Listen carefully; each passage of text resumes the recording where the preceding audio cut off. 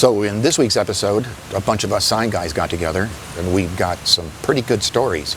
Some are pretty raunchy, so you definitely need to hide the children. All right, so you got any good stories?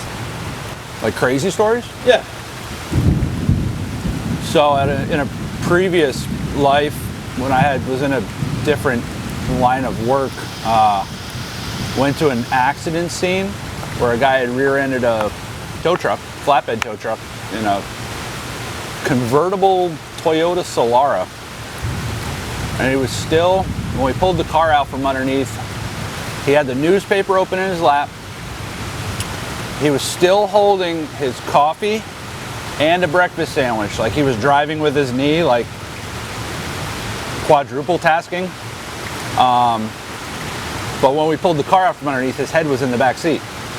So that was the first decapitation I ever saw. That's got nothing to do with the sign business. You said crazy story. That's a crazy story. He didn't specify sign story. He just said crazy story.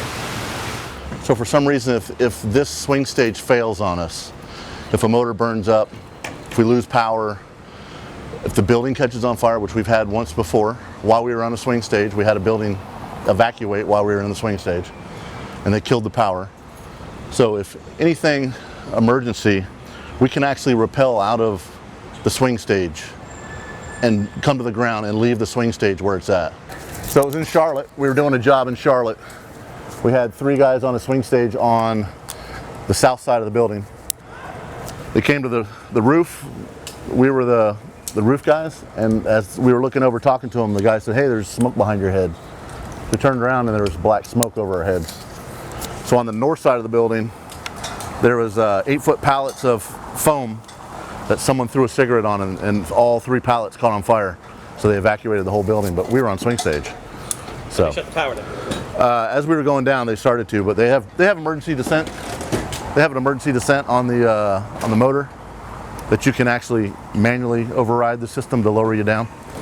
But it freaks you out when you're 400 feet in the air and they shut you down. One of the most butthole puckering jobs I've ever done was the ULA building over in Cape Canaveral. 472 feet in the air, putting that great big American flag that you guys see when they get ready to launch the rockets. That was 3 days. It took 62 minutes to go up and 97 to come down. Once we were up there, you're pretty much, if you had to go to the bathroom, you're up there. You couldn't come down. We had to eat our lunch up there. And believe me, it's kind of crappy when you watch a 300-pound dude sit on a 5-gallon bucket to pinch one out. It's not cool. It's not cool at all. What's the craziest job you ever had or craziest boss you ever had, preferably in this industry? Oh man, see, I can't talk about him though. Everybody knows him. Yeah, but that's the thing. Everybody that's in the sign industry knows him, and if I tell any stories, they'll know exactly. Crazy people I've worked for. I worked for a guy that we went home on Friday like normal, and weekend, show up on Monday, nobody's there. Shop's not open, we don't have keys to the shop, we can't get the truck, we don't know what we're doing that morning. Heard from him 2 weeks later. Come to find out he went to Mardi Gras and just decided to stay in New Orleans for 2 weeks. And this was your boss? Yeah, this is the boss, the owner of the company. Him and his girlfriend just checked out and then decided that they would stay for a long vacation or something. By the time he got back, everybody had new jobs, and he was all like surprised that he didn't have anybody to work for him anymore. When I was working for the previous company, this was probably 2002 or 2003, we were working on the Doubletree Resort off of Kirkman, and we were doing all the signs for it, getting everything set up, and at the time, they were doing all the filming for, it was either WCW or WEC, one of the wrestling programs, the television program. So they were doing all the filming there, and all the wrestlers were staying in that hotel. We didn't know this at the time. We found out the hard way later on that week, but I had a new guy that was working with us, and we were trying to bring all the scaffolding and everything up to the roof, and we're bringing it all up by ropes. and he tied it off at the bottom. I'm dragging it up the side of the building. It gets about 12 or 13 stories up and his knot slips. So a piece of scaffolding that was about 12 feet long by 4 feet wide, probably 250 pounds, drops from 13 stories, lands in the planter directly next to the sidewalk, where he had also moved the cones, and I almost dropped directly onto the Hardy brothers as they were walking by, and it looked like it was my fault because it fell from the sky. And it was interesting because there was a brief moment there where I thought I was going to get my ass kicked. That was actually crazy because I literally thought they were going to kick my ass. Like, they were big dudes. You couldn't take it down? Hell no. Who was the strangest person you ever worked with? Oh, every designer is strange. Every designer is strange, I swear to you. And they're all the same. Why are they strange?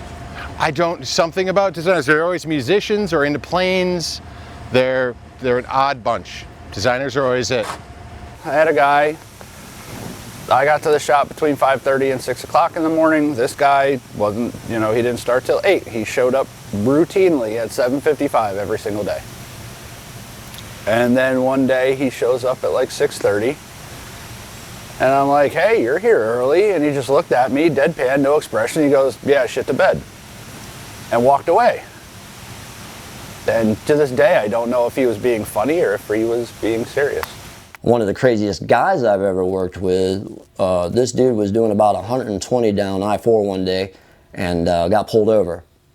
And I kid you not, the man literally crapped himself to get out of the ticket.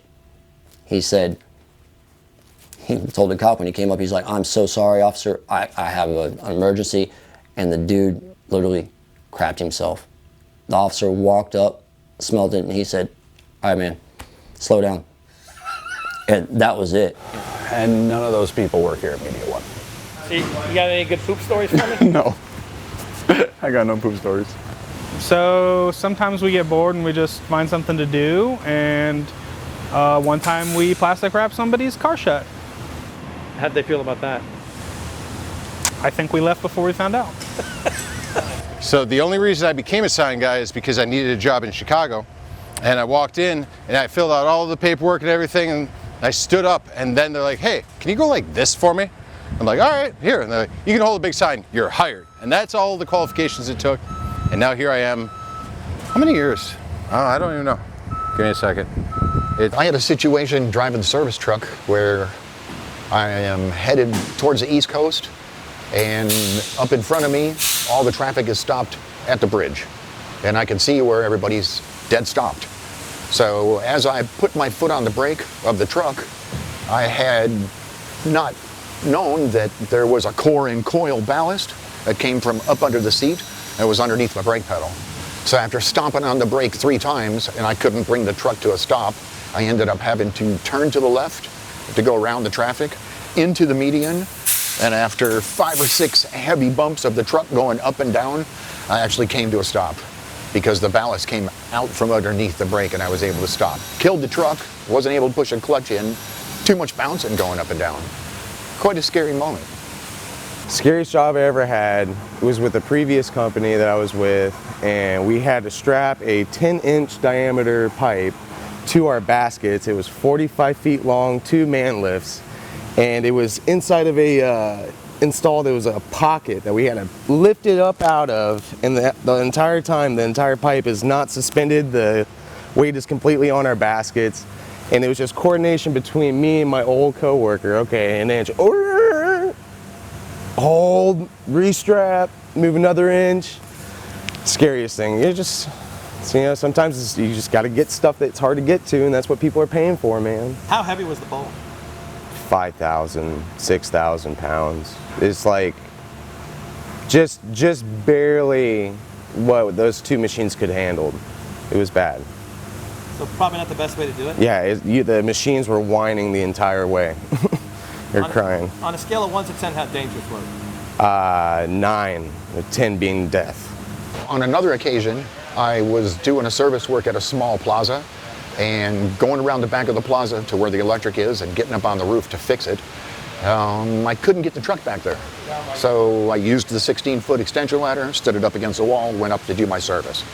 When I came back over to the edge of the roof, my extension ladder was gone. So I don't know who took it.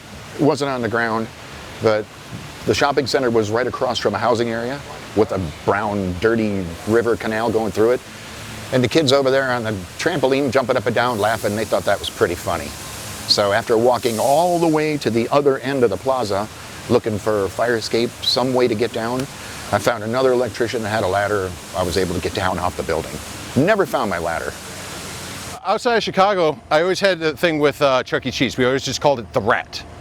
The rat was cursed for me. Every single one, something went horrible. There was one above a freeway. It was a freeway off-ramp with this super tall signs. And cold Chicago, and I'm holding the face, and my fingers just let go.